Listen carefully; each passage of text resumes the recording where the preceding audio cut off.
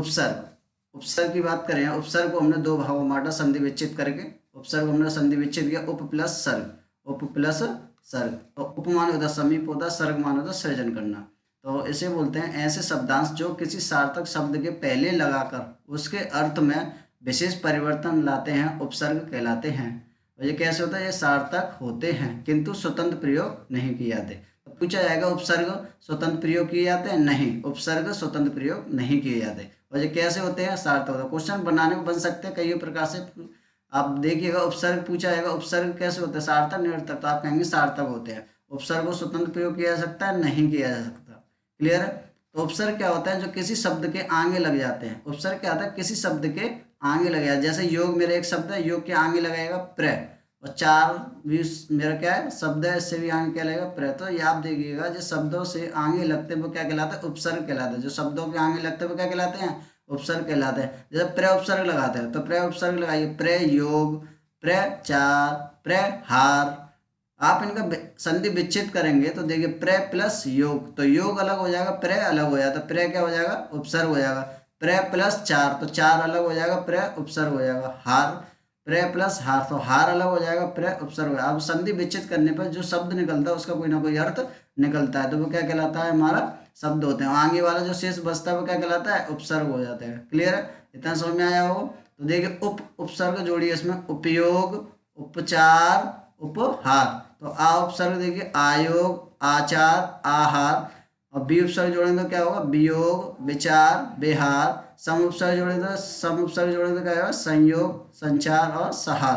तो देखिए आधा माह होता है, आधा माह के बाद अगर आपको स्वर मिल जाएगा तो पूरा माह बन जाता है। अगर स्वर नहीं मिलेगा तो क्या बनता है, फिर से आधा अंकी बिंदी में कन्वर्ट हो जाता है। और आपको पहला पार्ट भी करा चुका हूँ उपसर्ग का, पार्ट सेकंड भी करा चुका हूँ। आपको फिर भी कोई डाउट हो इसको दोबारा से देख लीजिए, पार्ट फर्स्ट और पार्ट सेकंड को देख लीजिएगा।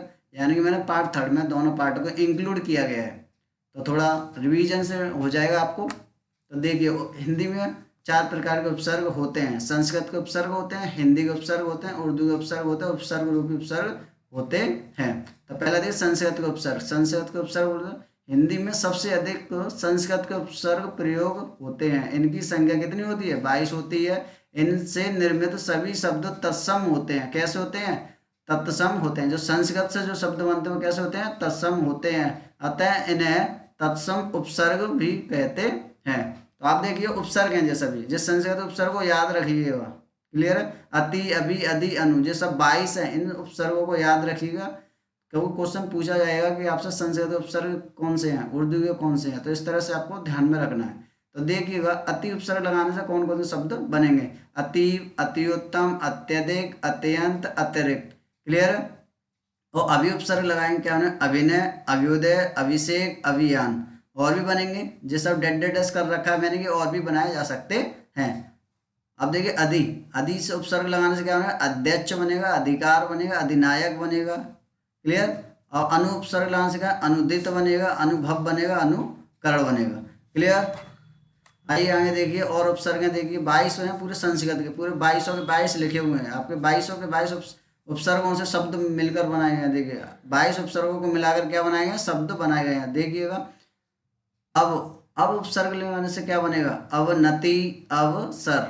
अप से क्या बनेगा, अपमान और अपकार। उत से क्या बनेगा, उत्कर्ष, उत्तम। तो उत मतलब आधा ता लगा है, आधा ता को इस चिन्ह को बोलते हैं हलंत। क्या बोलते हैं, हलंत। तो आधा ता, अगर आधा ता का मतलब अगर इसके बाद कोई स्वर मिल जाएगा तो पूरा ता बनेगा।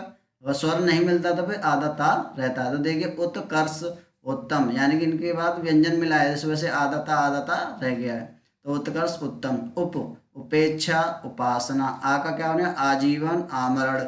उद का क्या बनेगा, उद्गम, उद्भव। सु से क्या बनेगा, सूक्ति, स्वागत। सम से क्या बनेगा, संगति, संजीवन। नी से क्या बनेगा, निवास, न्यून। बी से क्या बनेगा, व्यायाम, विशेष। प्र से क्या बनेगा, प्रांगण, प्रस्थान। परि से क्या बनेगा, परि से बनेगा परीक्षा, पर्यावरण। प्रति से देखिए, प्रति से प्रत्यक्ष, प्रतीक्षा। परा से पराजय, पराभव। निर से क्या बनेगा, निर्जन। तो आधा रा है तो आधा रा ऊपर उड़ जाएगा, जी ऊपर रा लगा है। निर्जन, निर्गुण, निराकार। तो देखिएगा जहाँ व्यंजन नहीं मिला तो वहाँ पर क्या हो जाएगा, आधा रा लगेगा। जहाँ व्यंजन मिल जाएगा तो पूरा रा बन जाएगा। समझ में आ रहा है आपको?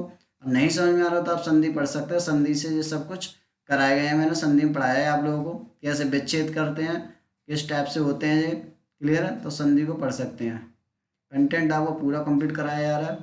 क्लियर? तो दुर से देखिएगा, दुराचार, दुर्जन, दुर्गम। निस से बनाइए, निष्कपट, निश्चल, निस्तेज। ये भी क्या है? आधा सा है, ये भी क्या है? आधा रा है। तो आधा रा आधा सा, ठीक है, जे आधा रा है, जे आधा रा है। तो आप देख रहे हैं जहाँ स्वर मिल जाएगा तो कंप्लीट रा हो जाता है, अगर स्वर नहीं मिलेगा तो आधा रा होता है। तो निष्कपट, निश्चल, निस्तेज, दुष्ट, दुष्कर्म, दुश्चरित्र, दुस्साहस। समझ में आए? संस्कृत के 22 उपसर्ग करा चुके, इन उपसर्गों को आप ध्यान रखिएगा। आइए उर्दू के उपसर्ग। तो उर्दू के उपसर्ग को याद रखिए, कम जे दे रखे हैं आपके, कम है, कुछ, गैर, ना, ला, वा, वे, वद, हम, हर, सर, अल, बिना, दर, फिल, फी, वर। तो जिस उर्दू के उपसर्ग है, उर्दू के उपसर्गों से मिलकर कौन कौन से शब्द बनते हैं देखिएगा। कम से बनेगा कमजोर, कम अक्ल। कुछ से बनेगा खुशमिजाज, खुशहाल। गैर से बनेगा गैर हाजिर, गैर जिम्मेदार। ना से बनेगा नालायक, नासमझ। ला से बनेगा लाजवाब, लाइलाज। बा से बनेगा बदस्तूर, बदौलत। बा से बनेगा बाअदब, बाकायदा। बे से बनेगा बेइज्जत, बेवकूफ़। बद से बनेगा बदनाम, बदबू। हम से बनेगा हमशक्ल, हमराज। तो आपको देखिएगा समझ में आ रहा है। इनका विच्छेद करेंगे तो आप अलग से पहचान सकते हैं, क्योंकि विच्छेद करने पे इनके जो शब्द अलग होता है उसका अर्थ होता है, अर्थ होता है, और जो आगे रहेगा वो क्या कहलाता है? उपसर्ग होते हैं। तो हर से क्या होना है? हर पल, हर दिन। सर से क्या बनेगा? सर ताज, सर पंच। अल से क्या होना है? अल सुबह, अल गरज। बिना से क्या होना है? बिना वजह, बिना शक। दर से क्या होने का? दर असल, दरवान। फिल से क्या होने? फिलहाल। फी से क्या होने? फी आदमी। वर से क्या होने? बर्दाश्त। और इसका होने वर से बर्खास्त। तो आप लोगों को समझ में आया उर्दू के उपसर्ग कितने करा दिए आपको? उर्दू के उपसर्ग 18। क्लियर? आइए हिंदी के उपसर्ग। हिंदी के उपसर्ग की पहचान करिएगा, क्या क्या है आगे लगते हैं? आ, अन, दु, कु, अद, उन, पर, नी, बिन, औ, भर। तो ये सब क्या है? हिंदी के उपसर्ग है। हिंदी के उपसर्ग से क्या है? सब आगे लगते हैं। क्या लगेंगे? आगे लगेंगे। तो देखिए, आ उपसर्ग आगे लगेगा तो क्या होगा? आश्वस्त, अशिक्षा। अन उपसर्ग लगेगा तो क्या होगा? अनुचित, अनिश्चय, अनिश्चय। अन लगेगा तो क्या होगा? अनदेखा, अनपढ़। तो आप देखिएगा, अनुचित, अनुचित मतलब इनके बाद अगर स्वर लगेगा तो मान के चलिए क्या हो जाएगा? आधा ना लगता है, अन वाला। अगर इनका व्यंजन मिलता है दा तो पूरा वाला ना लगेगा। क्लियर है आप लोगों को? तो क्या बनेगा? अन से अनदेखा, अनपढ़ बनेगा। दू से दुसला, दुलारा। कु से कुपुत्र, कुचक। अध से अधखिला, अधपका। उन से उनसठ, उनहत्तर। पर से परदेश, पराधीन। नि से निकम्मा, निहत्ता। बिन से बिन बादल, बिन ब्याह। अब देखिए, औ से क्या बनेगा? औगुन, औसर। क्लियर? अब भर से क्या बनेगा? भरपेट, भरपूर, भरमार। क्लियर है? ये सब उपसर्ग समझ में आ रहे हैं आपको? अब आइए उपसर्ग रूपी उपसर्ग है। तो क्या आएगा? अधः, अतः, पुनर, बहिर, चिर, सत, सम, सह, पुरा। तो देखिए, अधः उपसर्ग लगाने से क्या है? अधोमुखी, अधोगति, अधः पतन। अतः लगाने से अंतर्मन, अंतर्दर्शीय, अंतःकरण। पुनर से पुनर्लेखन, पुनर्जन्म, पुनर्जीवन। बहिर से क्या बनेगा? बहिर्गमन, बहिर्मुख। चिर से क्या बनेगा? चिरायु, चिरकाल, चिरंजीवी। सत से क्या बनेगा? सत, सत से आप संधि में पढ़ाया, जो सभी संधि में देख लिया, आपको डाउट क्लियर ना देखो संधि जरूर देखें। तो सत, सत का क्या बनेगा? सज्जन, सच्चरित्र, सत्कर्म। सम से क्या बनेगा? समदर्शी, समकालीन, समकोण। सह से क्या बनेगा? सहपाठी, सहचर, सहयोगी। उस पुरा, पुराकाल, पुरातत्व, पुराव्रत। क्लियर है? आपके 4 उपसर्ग थे, ये उपसर्ग को आपको समाप्त कर दिया गया है इसी एक ही वीडियो में। क्लियर है? तो पहले पार्ट और सेकंड पार्ट को इसी में इंक्लूड कर दिया गया है। आपके 4 प्रकार के उपसर्ग थे, संस्कृत के, हिंदी के और उर्दू के उपसर्ग रूपी अव्यय, ये चारों को आपको करा दिया है। क्लियर?